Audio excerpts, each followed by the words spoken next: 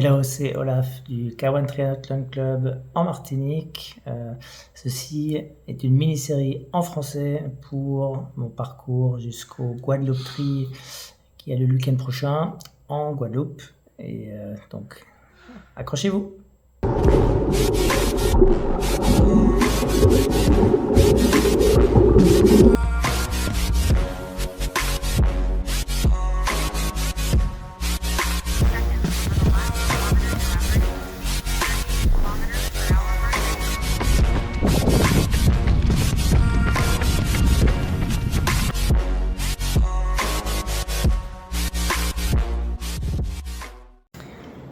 Alors aujourd'hui je vais vous parler de deux choses, la préparation et la distance. Donc la préparation pour ce Guadeloupe Tri qui pour moi va être la course la plus importante de cette saison. Après une saison exceptionnelle l'année dernière avec 2 fois podium au championnat du monde Ironman, puisqu'il y en a eu 2 l'année dernière, une fois première place à Saint George et une fois 4e place à Kona, Hawaii. Cette année était beaucoup plus difficile avec des blessures, peut-être aussi un manque de motivation après l'année assez exceptionnelle en 2022. Donc problème de mollet, problème de genou, problème de tendon.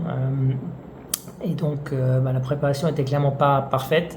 Je pense qu'il y a 2 choses qui sont vraiment cruciales et importantes pour une préparation d'une course. C'est évidemment l'entraînement, l'état physique, etc. Et 2, également tout ce qui est autour. Et idéalement, pour une préparation idéale avant course, on a 0 stress, on peut se concentrer 100% sur le sport, etc. Donc à tous les niveaux, ça a pu être le cas l'année dernière lors de mes préparations Ironman. J'ai quand même eu plus de 10 km de natation par semaine, des bonnes séances, des bonnes sensations. On s'est pas mal concentré sur la vitesse. Donc natation, je me sens bien, pas en forme olympique, mais très bien. Et on a pas mal mis un focus sur le vélo avec les dernières semaines des sorties vélo de 5 heures.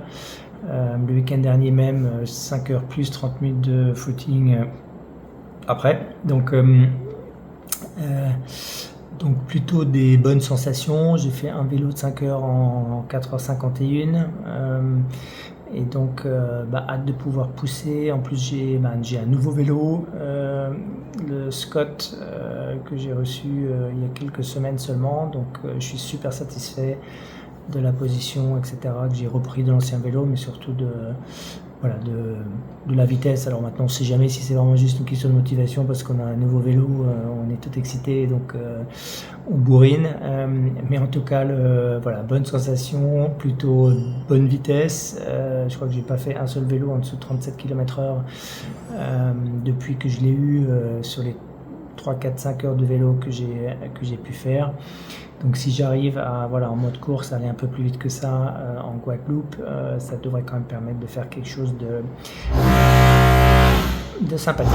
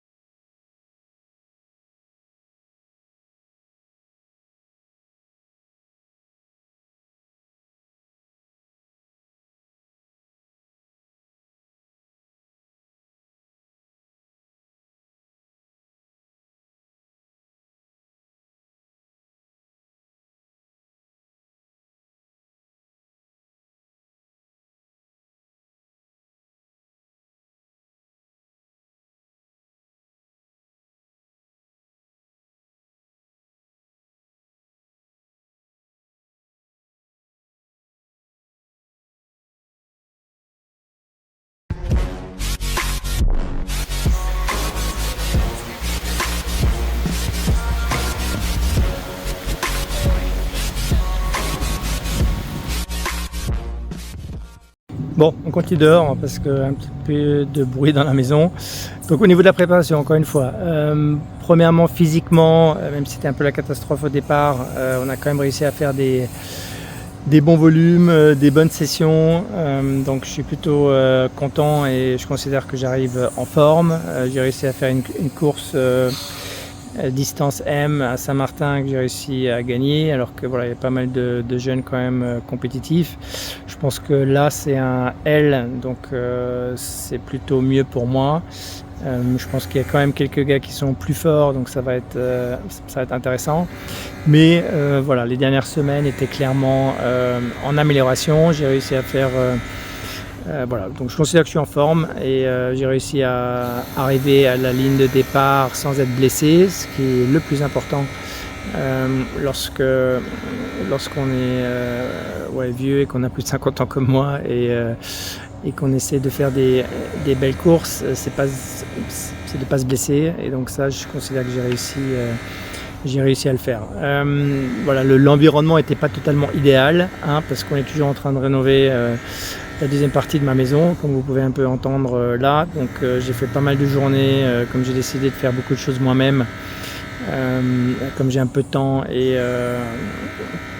voilà, la capacité de le faire. Donc j'ai quand même eu, en plus de l'entraînement, où j'ai quand même fait quasiment jusqu'à 20 heures d'entraînement par semaine les dernières semaines, mais en tout cas entre 16 et 20 heures toutes les dernières semaines. Et en plus voilà, j'ai fait pas mal de boulot manuel quand même crevant en termes de carrelage, électricité, plomberie, etc. Donc pas totalement idéal, et puis voilà, un petit peu de stress aussi à côté pour différentes raisons, qui dans une préparation idéale ça aurait été un petit peu plus cool, et je pense encore un petit peu plus d'énergie passée à se reposer pour bien récupérer des séances et continuer à s'améliorer.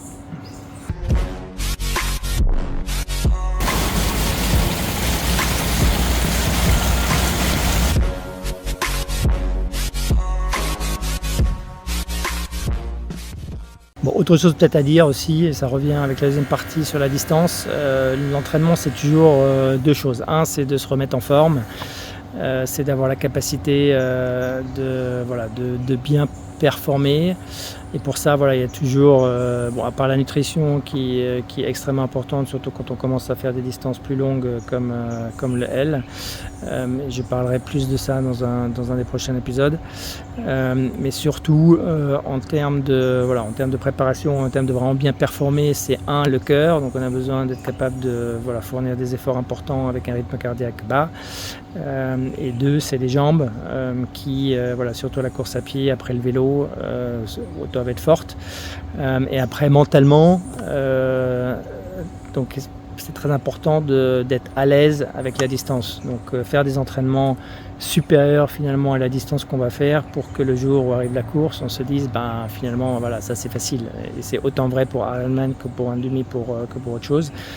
Donc c'est pour ça que, surtout comme je ne pouvais pas faire des grosses courses à pied, j'ai fait jusqu'à 5 heures de vélo. Quand je fais des Ironman, j'en fais typiquement jusqu'à 6 ou 7 pour vraiment faire des distances qui sont supérieures à la distance de la course. Et quand j'arrive à la course, je me dis ça va être facile, donc là on peut allumer un petit peu et être au-dessus de ce qu'on ferait normalement. Mais voilà, l'entraînement, surtout de préparation de course, aussi important pour le physique que pour le mental.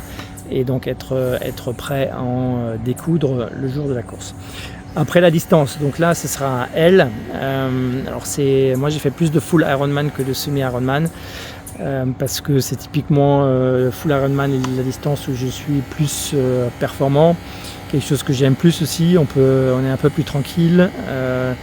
Alors les distances olympiques au M, c'est ceux que entre guillemets que j'aime le moins, parce qu'on est toujours à la limite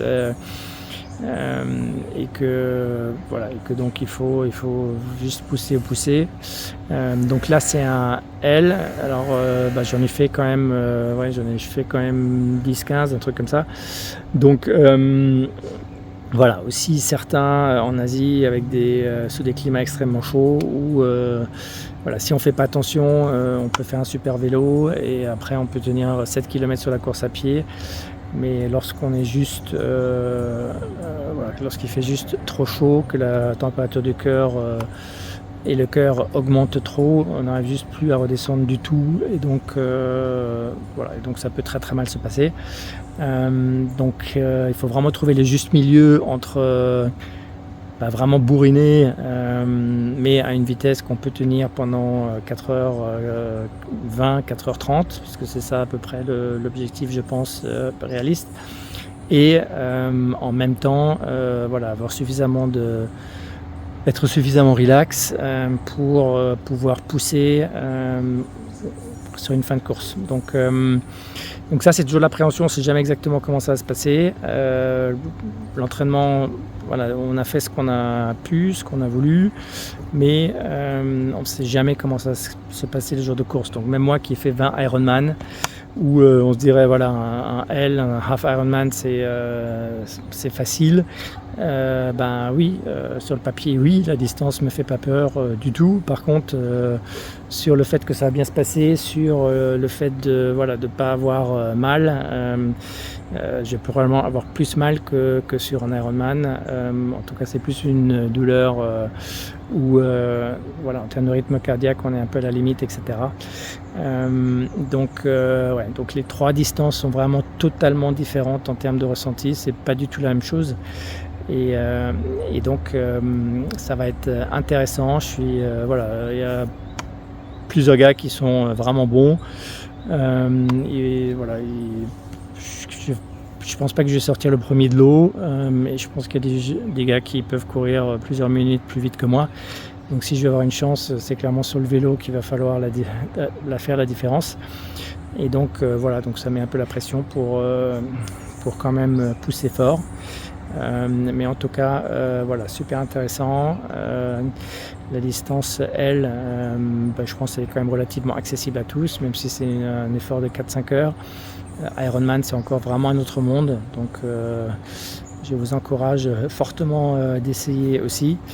Le prochain, j'essaierai de faire 2-3 vidéos avant la course.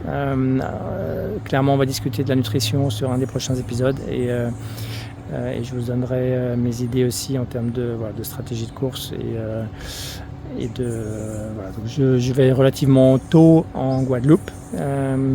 J'arrive le mardi, donc j'espère que j'aurai le temps de faire quelques fois le parcours pour être plus à l'aise. Et puis je vous tiendrai au courant de tout ça.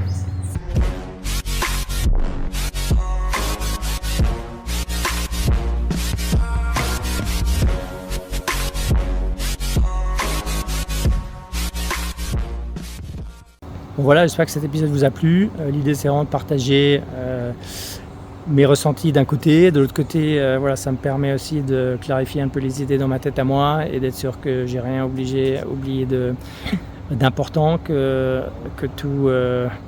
tout est bien en place et que j'ai fait mon travail de préparation, d'analyse, etc. En termes d'entraînement, maintenant c'est trop tard, ça ne sert à rien de commencer à vraiment forcer les séances à partir de maintenant. L'idée, c'est plutôt d'être relax et de se reposer avant.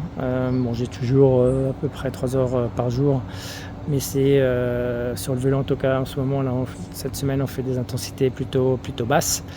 Je continue à faire un peu d'intensité sur la course à pied, essentiellement sur le treadmill. Et on fait des belles intensités aussi sur la natation.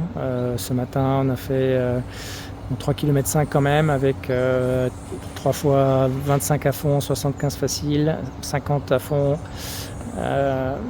150 facile et 100 à fond et 300 facile. Donc ça fait des belles séances. Demain, on va refaire le 40 x 50 départ 1 minute en essayant d'être dans les 41 secondes à l'arrivée. Donc c'est quand même encore des intensités fortes, mais relativement, on commence à baisser en régime. Et sur le vélo, alors cette semaine, la semaine dernière encore, j'avais un 5 heures de vélo suivi de 30 minutes de course à pied. Mais cette semaine, ça rebaisse en intensité. J'ai fait 1h30 de vélo tranquille hier. J'ai fait 2 heures tranquille aujourd'hui. Je vais faire 3 heures tranquille avec un peu d'intensité samedi. J'essaie de faire ça sur la route. J'espère qu'il fera pas trop dégueulasse. Et finalement, un 2 heures de vélo encore suivi suivi d'une balade en course à pied ou en marche dimanche. Donc on continue à faire du volume, mais on baisse un peu en intensité en étant un peu plus spécifique. Et voilà, la semaine prochaine, je ne sais pas encore, mais hâte de voir ce que ça va donner. Allez, à plus.